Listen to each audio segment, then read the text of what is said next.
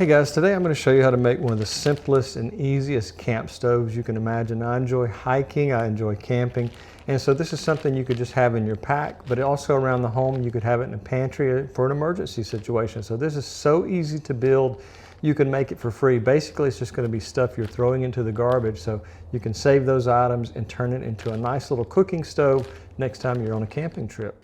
Now, one of the main components is going to be wax. You can use a lot of different types of waxes. You can melt down some table candles, and I believe I read somewhere that organic white beeswax would be the best as far as putting off vapors and fumes. So I would say that if you're wanting to use it semi-indoors. I wouldn't recommend using this indoors for a long period of time, but in an emergency situation where you have good ventilation and all kind of detection equipment, then probably you might go with the beeswax. But today I'm using this as my hiking stove, so I'm going to go with Gulf wax and melt some of that down.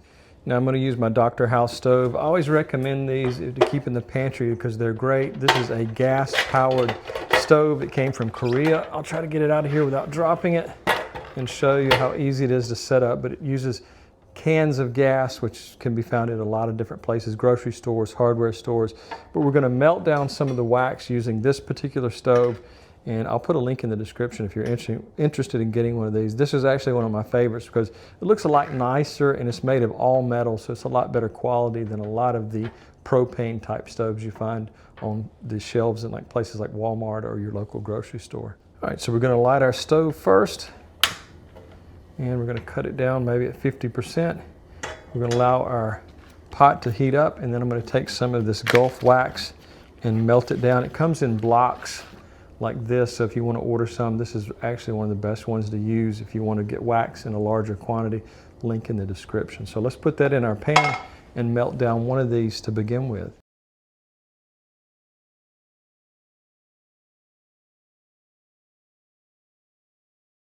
Now I've cut the stove down as low as it'll go. We don't want our wax to harden before we have a chance to go into the next step. So we still have 3 more blocks of wax in there so we can make multiple if we need. But the next thing we're going to be doing is we're going to be using a cardboard box. And everybody's got tons of cardboard now that they receive packages almost on the daily. So we're going to cut this into a very special size, and I'll show you why.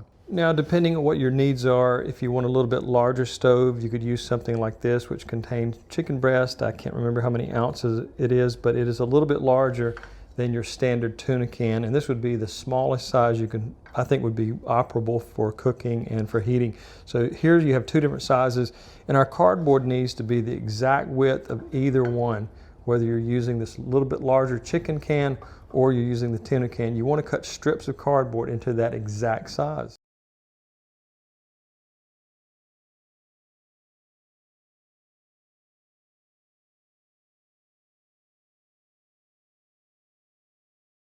Now I used an old-fashioned saw. I didn't have a ruler handy, so I just used that as my straight edge. Now we're going to take these strips of cardboard. One rule about this is you don't want to use cardboard that has plastic labels on it or that has any printing on it. You just want plain cardboard. What we want to do is we want to start with a very tight, the inner roll. We're going to roll that as tight as we can. We're just going to go round and round like that. And it may take more than what I've already cut, but what I'm doing, I'm just trying to measure this kind of randomly by being able to wrap each one around the other so we can get a nice round roll of cardboard. Looks like we're getting close to the size of the can, but not quite. So I'm just going to keep going until I think we've reached about full size for the can. A little bit tricky to do this, but there you go. You can see we're getting a little bit closer. I think it's going to take one more strip of cardboard. And as you can see, I'm just placing the cardboard on top of the other and then just rolling it until we get just the right size. Okay, let's see if that's going to do it. Yep, I think that's going to be really close because once I put it in there, it's going to unwind a little bit. So as you can see, we've made it fit pretty well. We might have been able to put a little bit more cardboard on the roll, but as you can see, that's not sticking out above the top. It's down inside the can. Now, the next thing you need to do is you need to remove the label off the can. Also, sometimes you can have glues. You can take a little bit of a heat torch or a razor blade and scrape that off, or even sandpaper to remove it. Next thing we're going to do is we're going to create the fuel for this. But before I do that, I want to cut a couple of small strips from a piece of cardboard. And I'll show you exactly why I'm doing that in just a second. Now this is a little bit taller than the can, and that's on purpose. I want to have it where it's sticking out just slightly above the top of the can, if you see that right there. That's going to act as our kind of starting wick there. So I'm just going to put that in there, not on the edge, but just maybe 1/4 of an inch to the inside of the can. Next thing we're going to do is we're going to take our wax and we're going to saturate the cardboard completely. Okay, so what I've done is our wax has cooled down just a little bit, and we're just going to carefully pour it right over the center of the cardboard and start filling up our tuna can. And just do this slowly because it's really easy to overfill. You sometimes can't quite tell how much this can will hold. I may have to go back and melt more wax, but I just want to put as much as I can there and just kind of go around the edges as well. We want to saturate the wax all the way around the edges there. So as you can see, I'm trying to be very careful and not make a huge mess. That's why I brought in the paper towels. And I think I'm getting close to the top, but I may have to melt just a little bit more wax. Looks like it's getting close. That may not be the case. Yeah, we're good. We're good. I think we're going to actually fill it really close to the top. Don't overfill, just get it as close as you can. And also pour a little bit of wax across your starter here. That's going to act as a fire starter. Now we're going to let this cool down, and this is going to become our tiny camp stove that's super easy to build. So we've got a little bit of cooling going on there, still a little bit molten, but that wax will harden up soon enough. Now there's 2 applications I've talked about here. You can use this as a heat, or actually 3 if we count light. But if we're talking about just for heating, then we might take something like this. This is a stainless steel mesh, another tuna can on top. So we're creating kind of a stove here. I'll demonstrate this outside as well, but you can light it. Make sure you have a nice pair of gloves, leather gloves, that you can remove this because it is hot. When you're ready to extinguish it, you can just take a larger size can and put over like that, and it'll put it out very quickly. It'll starve the fire of oxygen. But if you're wanting to make this into a cook stove, I've taken I think this was a pineapple juice can, drilled holes all the way around the top, and then you can just drop this to the inside of this can. Just do a very quick drop so it enters right in the center, and you can relight it each time with our little tab sticking up. So what I did to keep the outside of this can from getting hot, I've got another can on the inside of it. So we have some air intake ports, and we can set whether we're talking about a camp stove or some type of stainless steel mug like this, you can heat up your coffee, you can cook on this. So either way, that's what we're talking about. Now, the first method, as I talked about here, is this being the heater. This will also put out more light. This will kind of turn a glowing red, so you have a nice soft light on it. But you're not going to be lighting an entire campsite, but it will be just slightly visible. And it also depends on the burn time. Sometimes that it changes temperature, it might put out a little bit more light. Okay, let's do our first test with this as far as a heater. I have to get this lit quickly. It's just lit very nicely. It'll start burning. And we're going to put our heater over it there.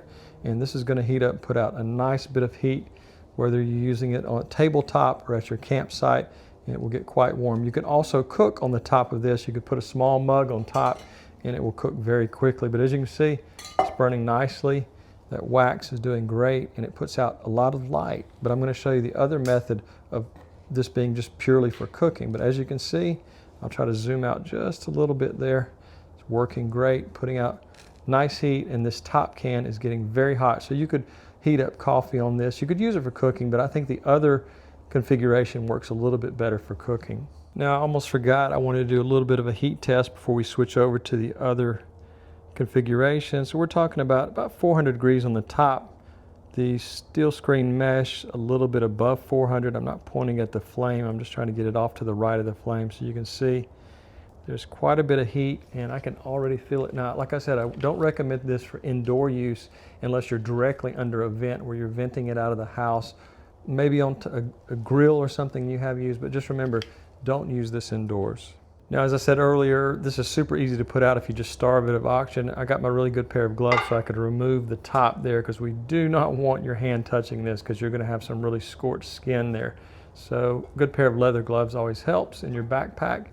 Put that out. There you go, it's out. So now we're going to go on to the cooking method. Now, I disassembled our 2 cans here, and I'm going to try to drop this inner can with our wax and our cardboard quickly into this can. A little bit messy, but once it's in there, you're gonna leave it in there. You're gonna light it with something like a torch. Wouldn't recommend a match, it's a little bit easier.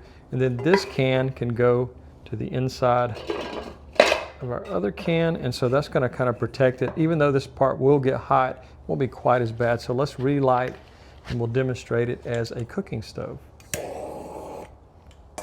Okay, it lit up right away. It's burning nicely, and we have these little oxygen air intakes there, so even if we set something directly on top of it, we still have enough flame, or excuse me, we have enough oxygen to feed the flame. All right, so we're just gonna hold this over the fire for a couple of minutes. I did not find my largest cooking thing I don't want to put a large pan on here, but just something this size is gonna work great. I put some water in here, it's not boiling yet, so let's just put it on and see how long it takes.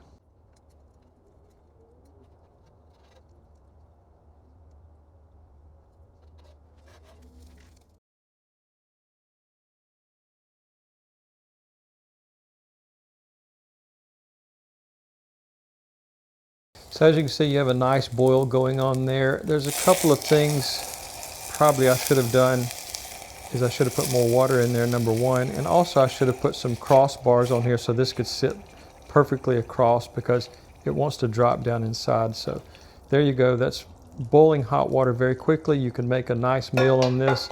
Again, you could use what we talked about earlier as the stainless steel mesh and another tuna can to act as a small heater.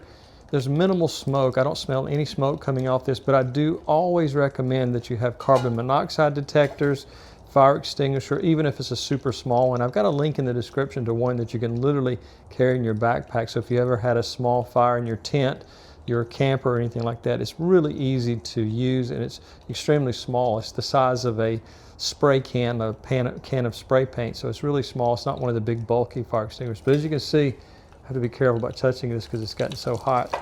But there's minimal smoke coming off this. It's a little bit of soot, but not much.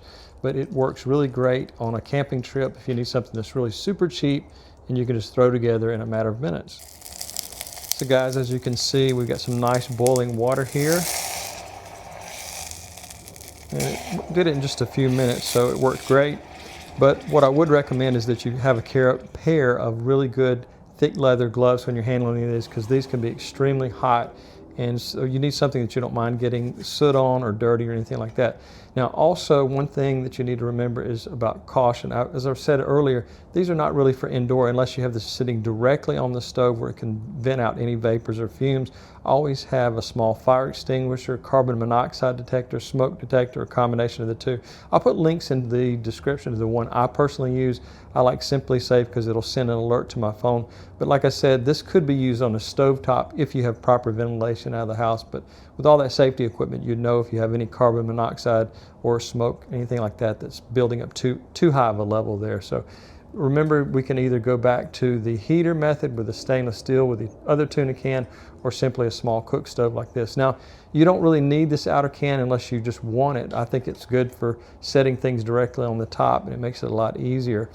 But you could just cook directly off the tuna can, and like I said earlier, this chicken size can, this was a little bit larger than a tuna can. You could use this, and you could just put some sticks in the ground and then set your cup or whatever you're cooking in, and this would heat it up extremely quickly.